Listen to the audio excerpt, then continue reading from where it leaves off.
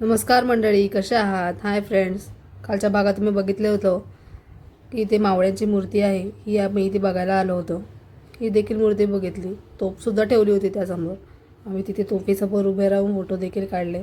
पावसाला इथे सुरुवात झालेली होती. बारीक बारीक होताच, पण कधी जोरात आला हा समजलाच नाही. पण तरी आम्ही छत्री वगैरे सगळे एकत्र घेतलं होतं सोबतीला, त्यामुळे काय वाटलं नाही. मामी बाप्पाच्या इथे दुसऱ्या मंडपात गेलो होतो. 13 गल्ल्या आमच्या कधी पूर्ण होतात हे आम्हाला समजलंच नाही. आम्ही इथे बाप्पाला बघायला आलो होतो.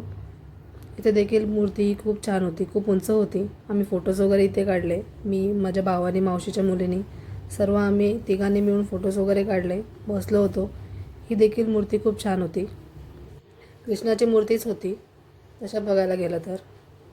खूप ठिकाणी खूप नाटक देखील होते. रात्रीच्या टायमाला आलो होतो म्हणून नाटकं देखील आम्हाला इथे बघायला भेटली, कारण की दिवसाला इथे नाटक दाखवलं जात नाही. डेकोरेशन आणि मंडप खूप छान आणि खूप मस्त देखील बनवलं होतं त्यांनी सर्वांनी. मागच्या वेळी आम्ही सकाळी मॉर्निंगला गेलो होतो, त्यामुळे बघायला जास्त भेटलं नाही.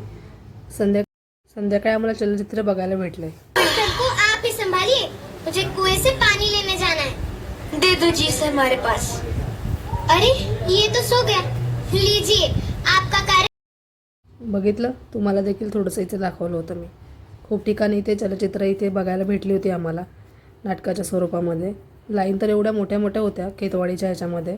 अर्धा तास एकेका मंडपाला आम्हाला द्यावी लागत होती. पण बाप्पाला बघितल्यावर इथे आमचा थकवाच निघून जात होता.